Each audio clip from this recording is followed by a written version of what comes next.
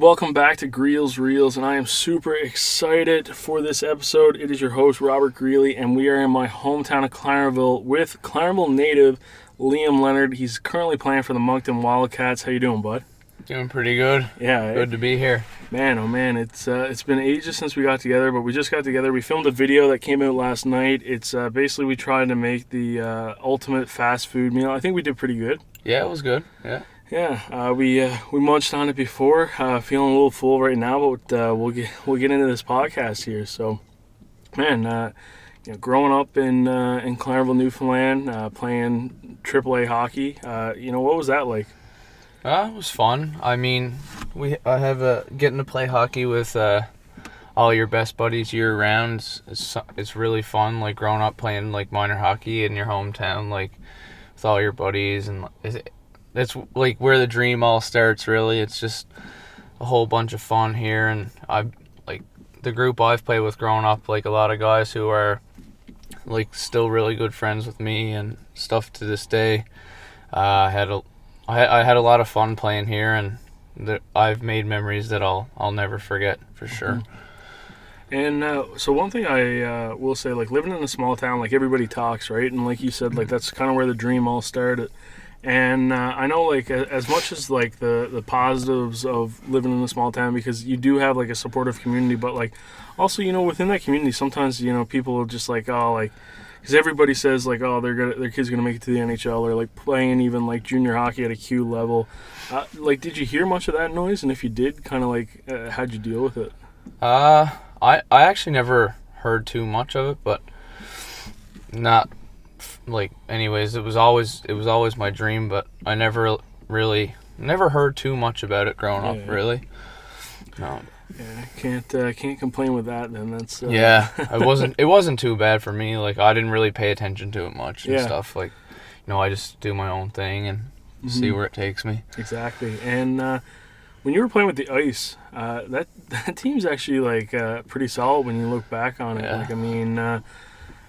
Correct me if I'm wrong, but you had Dawson Mercer, yourself, Zach Bennett was there as well. Yeah. Now, I mean, Dawson just won a World Junior Championship. You're playing with Moncton. Zach won Mem Cup, no? Yeah, and the Maritime League as well. So. Yeah, so pretty high power team there. What was it like playing at a young age with that group? It was always fun, man. We always had such a good team. We were always like in the finals, whether we won or we came second. We were always up there every year. Like, we always had a pretty super loaded team. Like myself, Dawson, Zach. We had Tristan Gray, who's playing in Campbellton now, and Kyle Pettin, who plays for the Mooseheads. Yeah, I was gonna say there's a few names even forgot to mention there. Yeah. Yeah, like we've always had such a solid team, and like it's always been like a fun group to play with. Like every year. It was always a lot of fun because all the guys are really good and stuff. So it was really enjoyable playing with those guys, and we always managed to do really well every year. So it was always fun. And is it pretty special when now you get to play each other against each other in the Q? Yeah, it's pretty cool. Like seeing the boys like catching up and during warm ups and stuff. Like I know. Back when I played with Edmundston, me and Tristan, like we'd always catch up before the games, after the games and stuff, and like whenever we play Halifax, I'll get to see Kyle here and there, and like talk to Dawson when we're in Chicoutimi, or when he was in Drummondville, I'd speak to him there, and I always got to like see the boys and catch up with them, which is really cool when you're away playing, but you can still at the same time see a lot of your buddies and stuff. So it just makes it a lot more fun, like. Especially on the way to the game too, you just know like, yeah, I'm gonna see one of my old friends like from AAA, like in Bantam or something. It's just like pretty cool. Yeah, and so before we kind of get into the Q, we'll also just look at leading up to the Q for yourself. So you went to Bishop's College. Sorry. What was that whole experience like? Bishop's was really fun.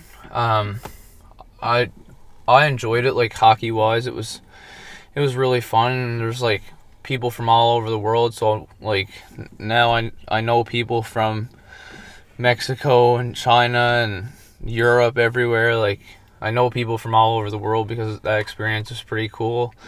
Hockey-wise, it was good. It was a pretty good program set up. We play through the fall and the winter and going to tournaments all over, mostly in the States for the majority of it, and a couple of tournaments in Ottawa and New Brunswick. But it was a good level. We played against a lot of top schools like in New Hampshire and Massachusetts, and that was like mainly where we played, in Vermont, New Hampshire, those places, and it was really fun. But I mean, school-wise, it was a little bit challenging because like some of our systems are a little bit more behind than Quebec. Like for example, like our math was like a year behind theirs or something. Yeah, the classic Newfoundland math. Yeah, yeah, we were a little bit behind. So other than that, though, like it was fun. But I mean, I'm more of like a freedom kind of guy. Like after school or after practice, training, whatever. Whether it was like I like to even tri-pen, we'd practice in like Placentia or Whitburn. It's really like only an hour away, so like get home from practice, chill, come back home, chill with your buddies a little bit, and like that's the only thing I missed about Bishops is like the freedom. We were like locked away in our rooms pretty much all week. It was pretty busy schedule, and you were like not allowed to leave campus during the week. That was the only part like I wasn't a fan of, but other than that, it was really fun. I met a lot of cool people there, so it was a cool experience. Yeah, keep you on your toes, keep you accountable. Because you were young too, eh? You were. Yeah, I left 15. Yeah, I turned 16 that March. And you guys won a championship there too, no? Yeah, we won the Prep School Hockey Federation. So basically, there was like 6 teams, or maybe more, but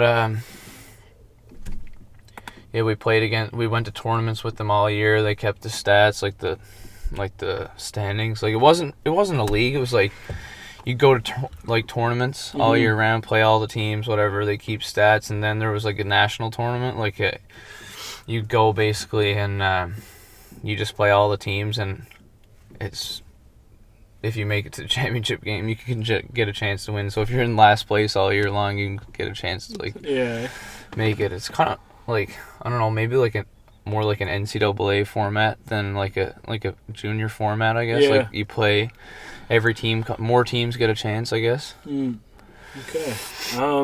So yeah, and you had one season with the Osprey, so like the major midget AAA here. What was that year like?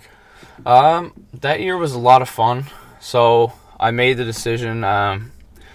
So I was talking to Darren Haller, and he was the coach that year, and so he basically messaged me after I got cut from Quebec, and he was like, "Hey, we're looking for like making a run this year." He said he's coaching the team, and like I know Darren pretty well, and so. And I mean, I missed the fact about being home too. Like at Bishops, not a lot of freedom and stuff like that. Like I was saying, like it's like okay, good chance to come home, play good hockey, go to a few good tournaments, and the league was really strong that year actually. So that year, for me, I just decided to come home, and I mean, that was my first year eligible for junior. So after I got cut, I said I'll come home, play that year out, and because. Also, when I got drafted to the Q and I played the exhibition games, my eligibility was gone. So Bishops is more on the side of bringing you to college. So I was like gonna go home. I get more exposure to the Ramparts, like whatever. And so that year was a lot of fun. We had a really strong team. It was actually kind of like. Not quite like the St. Louis story, but a little bit. Like we were last place, not in a playoff spot, like before Christmas, and then after I think we went on a 16-game winning streak or like 15 or something like that. Oh wow! And we ended up making the playoffs in like second place, and then we won the first round in Game 7, and in the finals we lost to the Leafs in 4. But I mean, we still had a really good year. It was nothing to complain about for sure. I mean, it's tough too because when you think about it, it kind of goes like the way it speaks for itself how it's all set up, right? When you got teams in that league who are literally just compiled with kids who are from that one town of St. John's, and then you have like the Osprey, which stretches from Bonavista, Claremont, Bay Roberts, right? So, exactly. You mentioned drafted to the Q, but let's go back to that moment. What was that like? I was actually there. Okay. In Charlottetown. It was a pretty like sudden decision. Me and my dad were like, yeah, the rankings came out like a couple weeks before, and I saw I was ranked in like the 4th, 5th round, I believe, and so I was like texting my dad. I'm like, maybe we should go. Like, good chance. There's 14 rounds. I'm ranked in 4th, 5th round. Like, let's go. Let's do it. So we went down, me and my dad together. Woke up the morning of the draft. I had no shoes, no dress shoes. I had a suit and running shoes. So I had to run to the mall right before the draft started and pick up a new pair of shoes. And me and Dad went. So that was pretty special. I was pretty nervous the whole time, man. Like, you're sitting there, you never know when your name's going to get called. I got my agent texted me saying you might go in the 3rd round. Like, Drummondville seems pretty interested. And then, like, after, it's like, oh man, this team might get you or whatever, and then you're like, oh, they don't get you, and then really weird. Actually, my agent texted me. He's like, Drummondville's looking maybe to get you in the 3rd round, and I looked up on the board and I saw Leonard, and it wasn't me. It was someone named, I can't remember the name, but someone with the last name Leonard, and I was like, uh-oh, did I just get drafted and not realize? And then I looked up and it wasn't me, and then I was like in my suit and I was just sweating, like so nervous, and ended up getting called in the 7th round, I think it was, to Quebec. Almost a tease at that point. Yeah, the same last name. Yeah, it is. Yeah, I had my like online convocation with like U Ottawa last week, and there was the names coming up, and I seen someone with like a last name Greasley, and because I was expecting my name to show up, and it was theirs, and it's like, oh, similar situation. Yeah, yeah, for sure. So I mean, you take us through like the early stages with Quebec there, and then I guess leading into what would be Edmundston, and then Bathurst for you. So like, I was going into my year with my first year with Quebec trying out, and like I ended up being the very last cut the first year, and I think that year I went home and played Tri-Pen. So I was just trying to have a good year, hopefully get a few games or maybe get called up at Christmas. And so that year I ended up like having a pretty good season with Tri-Pen. I ended up actually getting to play my first couple of games in the Q that year. Okay. Got called up for a couple games. And then after that I went back. I trained in Montreal the summer after that with my agent. Trained really hard and ended up getting cut again from Quebec. So I was like, well, I can't go back and play midget now. Like, I want to give it one more shot with the Q, whatever, one more year. Maybe we'll see what happens. Hopefully, I was hoping to get a trade. So I went to Edmundston because brand new rink. Seemed like we were going to have a really good team from what I heard. I was getting all kinds of calls and stuff saying that we're going to have this guy from the Q coming down, like a couple guys like coming down. So for me, that was a no-brainer right there. Like, I didn't need to look any further. I'm going to Edmundston. So there I went and I played that season, and we ended up winning the whole league. And that was really fun. I mean, that helped me get ready for my first season in the Q, because I got to play with a lot of guys who already had a few years in the Q. Mm-hmm. So getting traded to Bathurst then halfway through my season in Edmundston, like, I knew like this year I was going to be ready. Like, I got my first year junior. I played with a lot of guys, and we won. So I got like that championship experience too at the junior level. So that was really fun. And then that summer I was like, okay, it's either I make Bathurst or go to Edmundston. So I ended up going to Bathurst, trying to give it one more shot, and then I ended up we had a lineup for meetings, and I remember I was like, oh God, like, am I gonna get cut again? And then I remember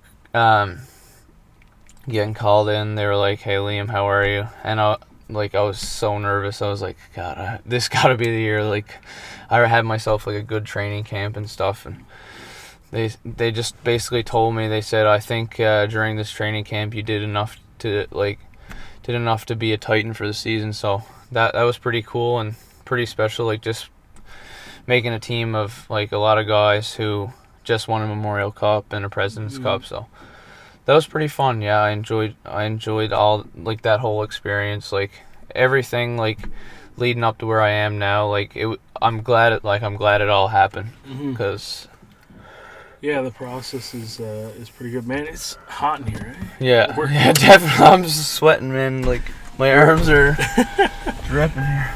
Oh man, I didn't think of that. We're like filming this in a truck in the summer, and no AC, windows up. You got the audio and windows up, so we were just basically like baking ourselves. And then I was like, you know what, let's put down the windows. And who needs a sauna, right? Like, yeah, for real. Holy smoke! All right, so we got that fixed. You might hear a little bit of background noise, but honestly, I don't even care. Like, this is I can't. Way better. I can't roast. Yeah, that's a stupid move on my behalf. But so yeah, Bathurst. I mean, that's kind of where you got your Q start, and like you said, they won the Mem Cup, but you also got to play one game in that season, right? Yeah, I did, and I didn't know what was going to happen. I knew the roster was pretty set. Yeah. So I was like, and I knew in Edmonton we were really good, so I'm like, if I go here, it's okay, and if I stay here, it's okay. So Yeah. I didn't know what to expect of it, so I went, and I played in Bathurst for one game, and I got to be around that group for like a week. So that was pretty fun. They were a really good group of guys. Obviously, I would have loved to get to play there and have the chance, like, just to be like even a fourth liner or scratch even. Like, it would have been amazing to get that experience. But no, I'm glad it all happened the way it did, because I mean it definitely was the long route, but sure worked out in the end. And that's the thing, and I think that's an important thing for a lot of young hockey players, especially from around like these parts where it's smaller. And like, you know, sometimes like you gotta really commit for your off-season training. You gotta go places and stuff like that. Like, it's not always gonna work out exactly how you'd want it to, but eventually you get to a spot. And I mean, because I think it's always pretty funny to kind of look back at the whole route. But I mean, did they give you a Mem Cup ring for the one game? No, I didn't get one, unfortunately. It was too bad, but I got myself a nice Edmonton one, so yeah, it's all right. No, 100%. It worked out. It's funny because I know there's like some people who I've heard a few ring stories throughout the years, and it's like some people are like, yeah, like I should have this ring from this organization, and they said they mailed it to me, but never got it in the mail and stuff. Like, guys who get like traded at the deadline and stuff. It's always like a pretty interesting debate sometimes, because who gets championship rings. Because I know even take the Raptors, like they had who was that one player that got traded at like the deadline? So played like 50 regular season games or something like that. Oh, and God, yeah, I know. He was in the news for I can't remember the name, but basically like they were like, no, like you're not getting a ring, right? Which is always a tough bounce. But I mean, yeah, sure enough. But Noah Dobson was around on that team too. So yeah, he was the captain for my team. Well, the first year I played in Bathurst, he was the captain for the first half before he got traded to the Huskies. Yeah, so he went back to back, 2 Mem Cups and 2 Q titles. Yeah, so what a resume. Well, what's a guy like that like? Obviously a leader if he gets to see. Yeah, he's pretty vocal in the room, like during games and stuff, and he's not like, and like he fools around with the boys a lot. Like he's good with everyone. Like just a guy you want as a captain, right? Like he leads the group really well, and obviously he has like a tremendous skill level, and he's a crazy player. Yeah, he's phenomenal. Like in great shape, great skater, great vision, great. He's a great player. Just fantastic. And he's an even better guy, which makes it a whole lot better. Like, I mean, he'll be a defenseman in the NHL for, I'm sure, a long time, and I can see him one day, like, not yet, but I can see it in a few years, him having a letter in the NHL on a team one day, like, because he's just such a good guy. And no, we've been friends for a while, because I went to PEI training with Andrews and stuff, and just from playing hockey, I know him. Like, he also went to BCS as well. Mm-hmm. Not the same year as me, but we've talked a lot. Like, when I was making my move to go to BCS, I spoke with Noah a lot, and we've known each other for a long time, and like through Atlantic Challenge Cup and things like that. Yeah, no, he's a good friend, and like I still text him every now and then, like when he was making his NHL debut and stuff. I talk to him, just wish him luck and stuff. Like here and there, I'll speak to him, and yeah, he's a great guy. Yeah, no, it's always I gotta say, that's one of the fun things about being around like junior hockey and hockey in general, is you never really know where guys are going to end up, and you kind of get to see them and watch them grow. I mean, like, man, watching like Jack Quinn and like the development from like this year to last year, like he probably would have been a 60 goal scorer if the season didn't end off getting short. Like, I mean, he went, I think, man, I want to say, like, I don't want to sell him short, but I think he had like maybe 10 or 15 goals the first year that I was like around taking photos, and then the second year he tops off with like 55, and now he's like probably one of the best right wingers like available in the NHL draft this year, right? Yeah, so for sure. It's always cool to watch the development, and guys either taking off on that break for the World Juniors or anything like that, right? So. Yeah, like it's pretty cool to say, like, yeah, I've been friends with Noah for a long time, and then like now I can sit back after a long day of practice and go home and watch Noah play on TV. Like, it's pretty cool, like, yeah. And he's doing well for himself. He got the work ethic to go all the way, like, for his whole career, I think. So those years in Bathurst, though, let's get a little insight on that. What was life kind of like there? Bathurst is like a small town like Clarenville. Yeah. So for me, it was a pretty good transformation. Like, I fit in well there, and I really liked it because it was just like being home. I had amazing billets. My billets were I honestly I don't know everybody's billets, but like in my eyes, like, I got the best billets possible. I ended up with two people who just like cared so much, like, about you, like, and I was really they had a player for 2 months before the season. So funny story, I actually had a billet before them. Okay. And like we had some it was like a weird situation, almost like a little bit uncomfortable, so I switched. And I remember, like, I was hanging out a lot with Andrew McLeod. He was a goalie in Bathurst with me for a couple months before we picked up a 20-year-old Mark Graham at Bauer. I don't know if you might have seen him play. He's in the Ottawa area with Carleton, I believe. Okay, yeah. Yeah, probably. Goalie. So yeah, Mark came in and Andrew went to Junior A. So the people that Andrew was with were looking to take another player.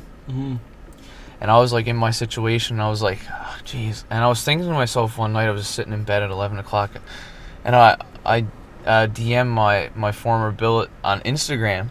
Her name's Tracy. I was like, are you still looking to take players in? And she texted me back right away. Like, she's like, yeah, for sure. So, and then I text the billet coordinator, and I'm like, I want to switch billets, and like I explained her my situation and stuff. And I ended up the next morning during school, the GM came in and told me, he's like, yeah, you can switch billets, whatever, it's okay to go get your things. And funny, that day, it was like a big turnaround for me. It was pretty funny, actually, because I was in a bit of a slump. It was like 20 games in, I had no points, whatever. It was like, God, I got to do something differently. Like, So that day, I switched billets. Okay. During school, we had a road trip to St. John that day, which is about 3.5 hours, and it was a bit of a snowstorm too. I was like switching billets, and so I moved in with Tracy and Jason Malte are their names. shout out there for them. So I switched there, and that night we played in St. John. First goal, first assist that night. Gordie Howe hat trick. So that night, it just seemed like everything just changed, like turned around a little bit, and like spending time there was like spending time in my own home. Like basically anything I was doing at home, I was doing there. Like they were just like, whatever you do at home, like this is your home now. Mm-hmm. Like so basically they became like actual like second family to me. Like it was literally like the same. I was just as comfortable there as I was in my own home. Yeah. So actually I don't want to be like biased, but I think like in my opinion, like I think I had the best billets you could possibly get as a junior hockey player. Like it was incredible. So that way it was good. And the boys there, like I had like great friends there, like friends that I still talk to every single day, whether it's texting or Snapchat, FaceTime, whatever. Like still talking to guys every day that I play with there. So Bathurst was an experience for me. It like a really good one. I enjoyed it a lot. I still miss it there. Actually, today I decided that the travel ban is opening for the Atlantic provinces, so I'm going to make a road trip end of July to Bathurst to go visit my billets there. So nice. So. Yeah, that'll be a fun trip. Yeah, so basically what that is Atlantic Canada, like there's not a whole lot of COVID cases right now, so they're opening up like an Atlantic bubble, and you can basically travel within Atlantic Canada. But it's awesome that you finished off, you were able to get the billets in the situation that you want, because it's definitely one of the tougher things with just trying to organize and make sure you're kind of in a spot where you can basically just ensure good mental health, good performance, and everything right there. Exactly. Like I think it made all the difference for me, like making the transition. Like every morning I get up, like she had smoothie made for me every morning, breakfast sandwiches ready to go for school, wrapped up, and I was always like every night like an amazing supper and stuff, like always good meals, and like they had a phenomenal family, like 2 good kids, and who like I'm pretty excited to go back and see them now, because that might have been one of the biggest highlights of being there, like was just being able to experience being in their family for a year and a half, which was phenomenal. I loved every second of it.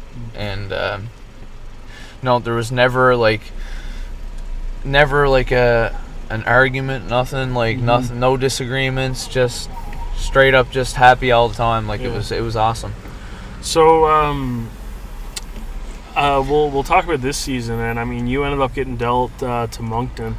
So I mean, kind of take us through like the first 24 hours of a trade from Bathurst to the Wildcats.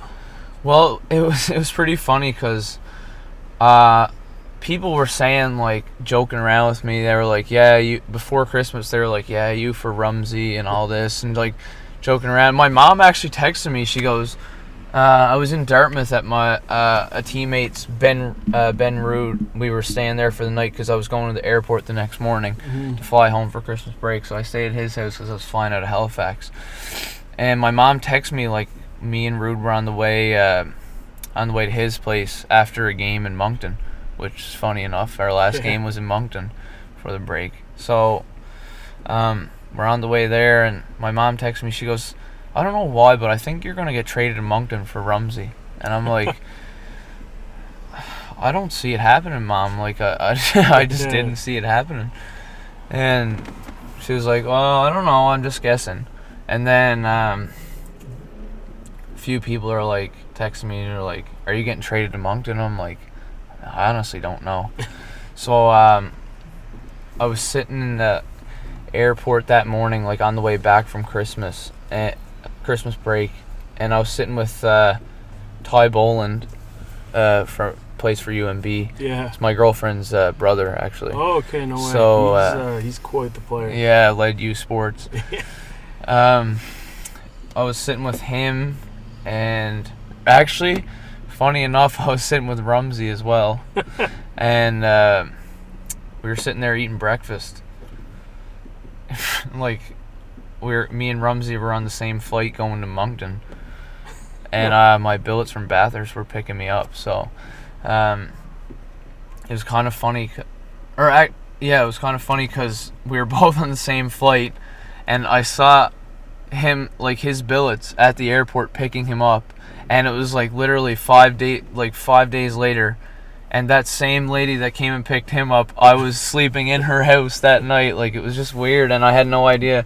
So I was on the way back to Bathurst, like the day after Christmas break, but I had a concussion. Okay. So I was on protocol, and the trade couldn't go through until I was done my protocol. So I had to do like a skate, a bike ride, a workout, and like certain things before you can go back, to contact. Yeah. So I went through my protocol. Basically, on the 27th of December, I went back to Bathurst, and I got a call like from Richie Tebow, the GM of Moncton, and I was like, oh God, like, this is actually happening. And he said, hey Liam, like, this is Richie, you're traded here, can you pack your things and be here for practice? But I was on protocol, so I wasn't allowed to actually get traded. So it was a few days like of protocol, and then I think it was January 2nd I drove to Moncton. Okay. So I was there like with all the guys in Bathurst, and I knew I was getting traded to Moncton, so I was there for 5 days, like, skating, working out, and I was like, I'm not even on this team. I'm gonna be. And weirdly enough, New Year's Eve, like, Bathurst played against Moncton, and then the next morning they were like, yeah, you're officially traded. So I'm like, nice. See you on the 2nd. Oh, that's pretty funny. So yeah, I mean, obviously a big difference was, Bathurst was at the lower end of the standings, and now you're going to like a Mem Cup contender with Moncton. Is there a level of excitement that kind of goes there, as much as you're kind of disappointed to be leaving? Like, you're going to a spot that, like, hey, like, now I went from, probably, an early off season to now we got a chance to do something here. Yeah, it was pretty cool because I'm like, the first game I was there, we were beating Halifax like 6 or 7-2, and I'm like, wow, it feels pretty cool to be on the other end of this score. Like, because usually it's like 7-2 for the other team. Yeah. So I'm like, man, it's pretty cool, and like it was a special group. Like, I don't think like nothing. There was no arguments or nothing. It was just like happy days in Moncton. Like, fair enough. It was. Well, pretty what was cool. The win streak you were on? Oh, God, might have been like, I want to say like 16 games or 17 games. I mean, life is good when you're yeah, for yeah, sure. it was awesome, yeah. And Moncton's a phenomenal place to be. Like, such a nice rink. The new rink there is insane. Like, dressing room has a hot tub and a cold tub. Yeah. A steam room, a 10-yard turf, like 3 squat racks, like 15 stationary bikes. Sounds a lot like Oshawa, to be honest. Yeah. I mean, that's the only thing I really have to compare it to, because I've been to Oshawa's facility, Gatineau's, Mooseheads, and 67's obviously. Yeah. I was forgetting about them, but that definitely sounds like a Oshawa General kind of standard. Like, yeah. Oh, it's phenomenal. Like a full-on kitchen and lounge with like leather couches and stuff, and a theater for a video room. Like, it was. Yeah, Oshawa's got that one too. It's nice. It looks good. It's, I'm gonna have to take a look, and maybe there's some photos online of Moncton's facility. But I definitely, one thing I want to do is I want to like photograph every CHL team in their like home rink. Yeah. Throughout like one season, start from like Quebec and go right out to the west, but and just kind of like compare and stuff, because there's like some places where it is like night and day. Like, it's depending on spots, but well, for sure, I went from like Bathurst is just like a typical gym. There's like 5 stationary bikes, a rack of dumbbells, and a couple squat racks, and that's about it. Yeah, and then you go like what you need, right? Yeah. Just enough, like, and then you go to Moncton, and it's like, man, you could have like the city training here. Like, I'm like, it's crazy. I couldn't believe it. I think it's like a $120 million facility or something crazy. Like, so I'll ask you now out of curiosity, because Bathurst has a U Ottawa commit, Tristan, the goalie. Yeah, exactly. So he's gonna be down in the Garnet and Grey when things get back. What's just because I'm a U Ottawa alumni, I'm curious what are they getting in a goalie there?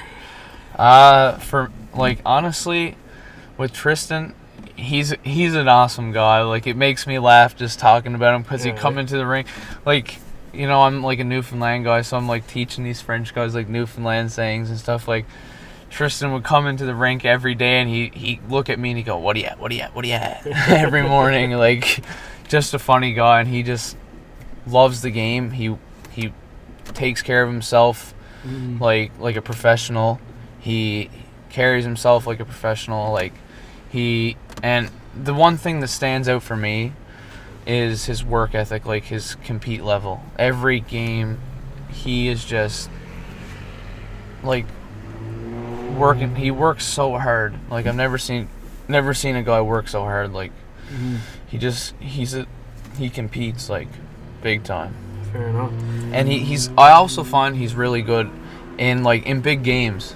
He seems to be like even more focused. Like the pressure doesn't get to him, I find. Like more dialed in. Yeah, he's really dialed in. He's locked in. He got his routine. Like he's a phenomenal guy. Like he's a guy like one guy that I like being around a lot in Bathurst. He was a fun guy. Yeah. So getting back to Moncton, almost like backtracking there, but so Moncton, you guys were honestly probably looking at a Mem Cup for sure, like definitely going to compete. I mean, it would have been awesome actually, now that I think about it, if I tagged along and took some photos of the 67s and 67s and Wildcat Mem Cup, because that could have been very much a possibility. That would have been we had a quad going by. Yeah, no big deal. Probably hear that classic only in Newfoundland quad going down through the parking lot, but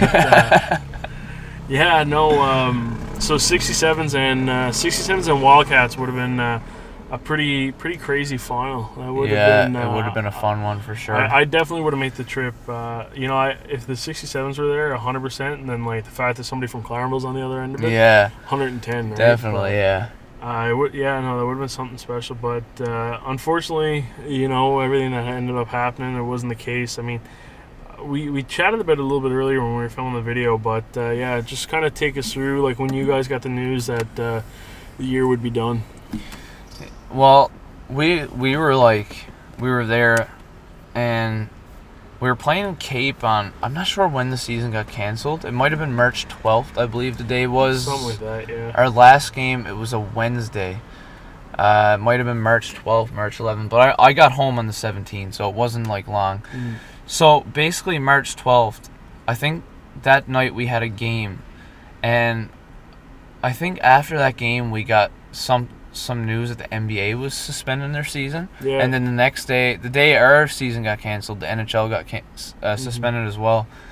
So we're just in the locker room, like nobody's even talking about it. Like it's not even like it's a meme on Twitter, basically.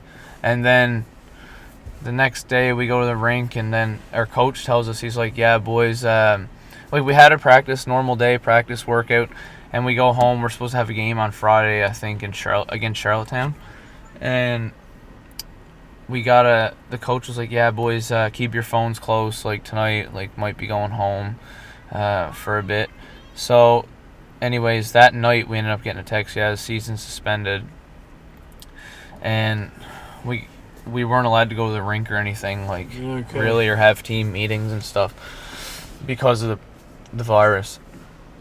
And the boys, like, I don't know, it was almost like we were in denial, like, of what was happening. Like, we didn't want to believe what was happening because of what we've built, like our big win streak, or loading up for a run, and like nobody really wanted to believe it. And like especially like the 20s too, like this is their chance now. Like we're gonna win a President's Cup and go to the Memorial Cup. And I mean it was really disappointing. And like our coaches were like, yeah, boys, you can go home, stay in shape. It's probably only gonna be 10 days and it'll pass. That's what the mindset was, like, stay ready. But then, like, I think it might have even been, like, we were home for 10 days and then it was canceled. Done, yeah. No, it definitely sucks, and that's the thing, too. Like, I think, like, when You know, I look at the Growlers, right? Who like the Newfoundland Growlers, the Leafs ECHL team. Yeah. Like, they were probably gearing up for another run. They had won the championship. They won the Kelly Cup and the championship last year, but like it's pro hockey, right? So a lot of those guys, like, yeah, some will get called up, but for the most part, you can kind of, you know, sign guys get called down, and like you keep almost like your core of the team, and you know, you can almost start off where you left off, like last season, right? Yeah, but exactly. with junior hockey, man, like you see it all the time. Teams, like, they build and like they got that like one shot, one window kind of thing, and then, I mean, you look at Bathurst, right? They won the Mem Cup, and then, you know, yeah, that's exactly the playoffs, it. right? So it's like you get that team, you get that good team for you build it up for 4 or 5 years, and then you get your year or your 2 years that you're really good, and then it's back to rebuilding for 4 or 5 years again. Yeah. Some people are lucky enough that they don't have to go that long, but most teams, like, on average in junior year, like 4 or 5 years climbing back to that position again after you unload like all your NHL prospects and stuff, move on to pro and whatever. It's only a short window, right? Like, Exactly. I mean, there's not a lot of guys, like almost the top talent in the queue are gone before they even hit that 20 season, right? Yeah, like exactly. But yeah, I mean, you're going into your OA year. Any expectations, thoughts, mindset? Right now it's just training hard and getting ready for a big year. Hopefully this like playing Moncton, get a 20 spot, and if not, hopefully get a trade and land somewhere else for as a 20. That's my expectations, just to get a spot in the queue, somewhere as a 20 and be a leader for young guys. Like, so I know, like, I seen, like, growing up through playing junior, it's always like when you're the rookie or a young guy, you're always like you want to be like. The 20s are the guys you look up to, and your older guys. So, like, I almost want to be a leader this year and for the younger guys and stuff, and just show them the way and have it make a good season for myself. Get maybe a pro camp or a shot at like a pro contract maybe, like, and if not, you know, university scholarship or something. Yeah, for sure. No, there's definitely a lot of different options, because that's the thing too. When you know, we're talking about, some people are like, oh, like, everybody in the whole, oh, your kid's not making the NHL and stuff like that. Like, I mean, he might not make the NHL, but hey, you can get his post-secondary pretty much paid for. Yeah, exactly. So, like, yeah, no, I mean, hopefully you can get him. I mean, whether it's staying in Moncton or wherever's the best fit, because it's always. I think another thing people don't realize too, which is tough, like it's tough making Q rosters, but then in your 20 season, I mean, teams are only allowed to have 3 of those guys. Yeah, right? So, it makes it even tougher. So it'll be interesting to see. There's options for sure. Like, whatever happens. But the main goal is major junior for now. Yeah. So, and I mean, if that don't happen, then I mean, there's other options. But my main focus is major junior, and that's where I want to be next year. And I remember growing up, and like, obviously we grew up in the same community, so like you would watch like the younger guys like yourself, and I always I remember you as like a skilled player, like kind of shifty and whatnot. Now it seems you're dropping the gloves a little bit more. And, so how'd that kind of come to, just falling in the role? And well, my first year in Bathurst. I mean, I started off, like, I ended the season like first, second line, and the beginning of the year though, when we had all the guys back, like, from the Memorial Cup before, like, trades and stuff and a couple switches, I was with the new coach and whatever. I was playing like fourth, third line. I wasn't scratched. I was just playing third, fourth line. Yep. And I was like, the coach was like a really.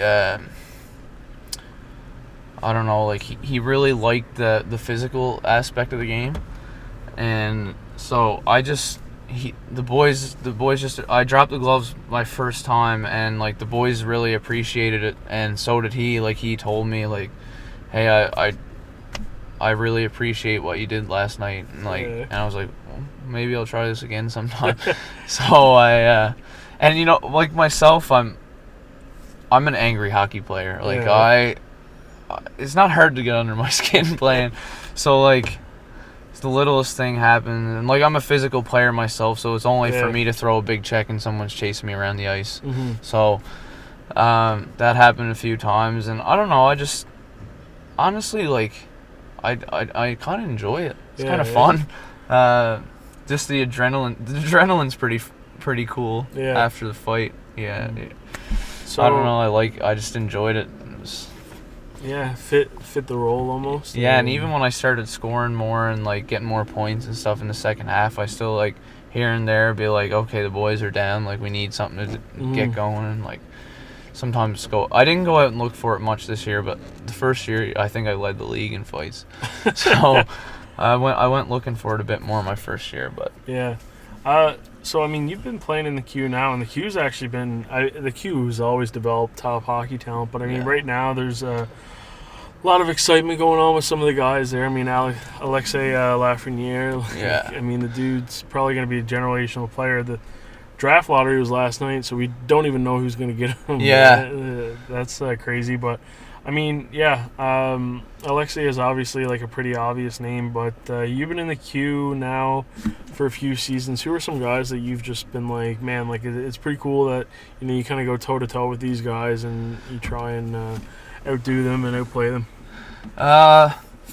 First off, well, Lafreniere. Yeah. Definitely, hands down, the best player I've ever played against so far. I seen him at the CHL Prospects game. I made the trip to Hamilton and photographed that. He like even in that Prospects game, which is like all the top, like he just stood out so much. It's crazy. Yeah, and I mean like his crazy World Junior performance, and I don't know, the guy. He's just like he's a natural, man. Like he can play in all areas of the ice. He's just so good. Like usually nowadays you don't see guys who can really carry the puck from end to end as much.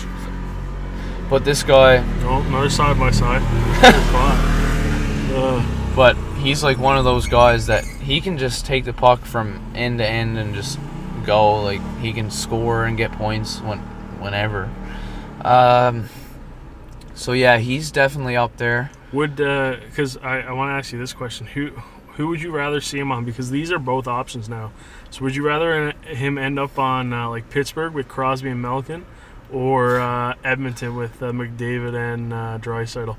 Oh, like that. The fact that that's a possibility is crazy. That is pretty crazy. Honestly, with his skill level, I mean, don't get me wrong. Like he's a phenomenal player, but Crosby, I don't know. Crosby plays with like anyone. Like I don't know. Like Crosby's good wherever, but like I think watching him with Draisaitl and McDavid would be stupid. Would be amazing. Crazy, yeah.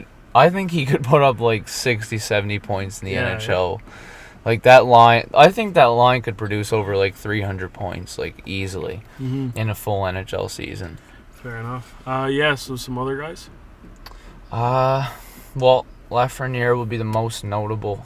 Yeah. It's a forward. I'm trying to think who. Defenseman, the hardest defenseman to play against. Well, Dobson's definitely up there. A guy who's tough to play against is actually a teammate of mine, Benoit Olivier Grew. Okay. He's just like such a defensive player and doesn't lose any face-offs really. I don't know. He's tough to play against.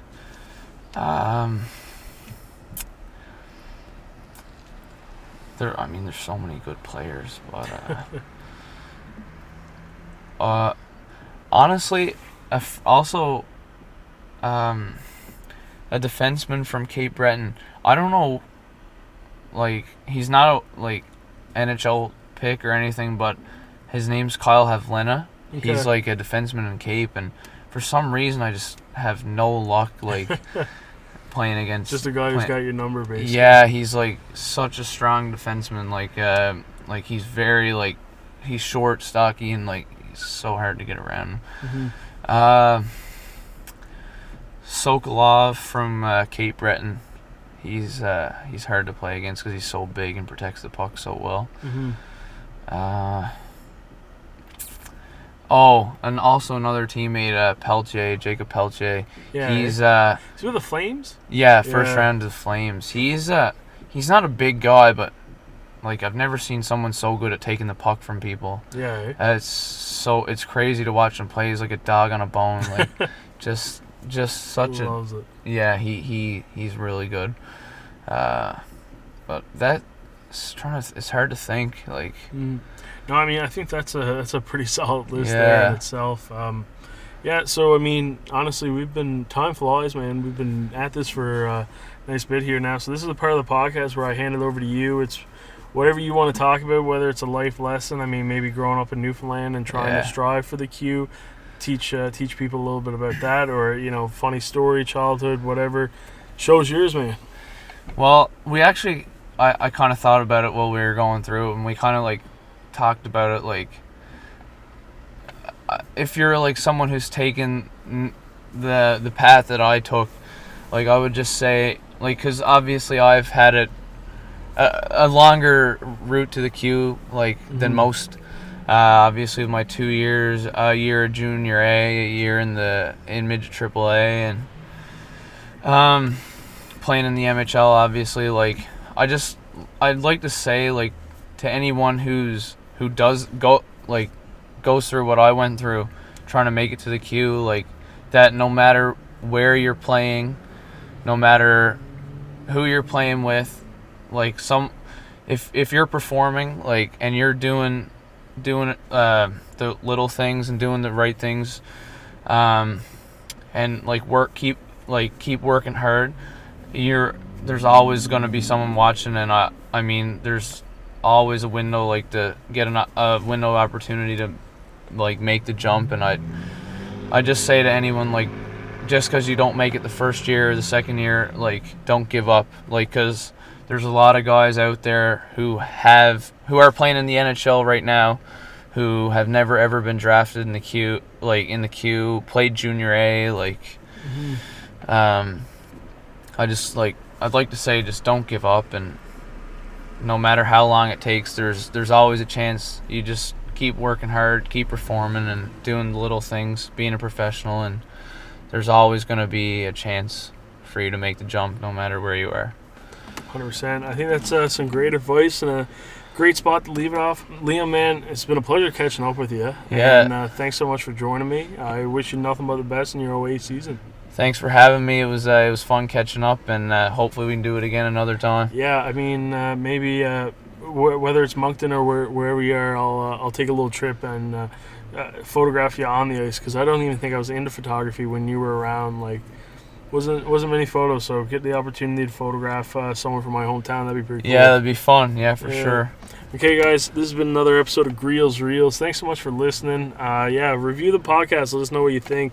And in the meantime, stay best kind.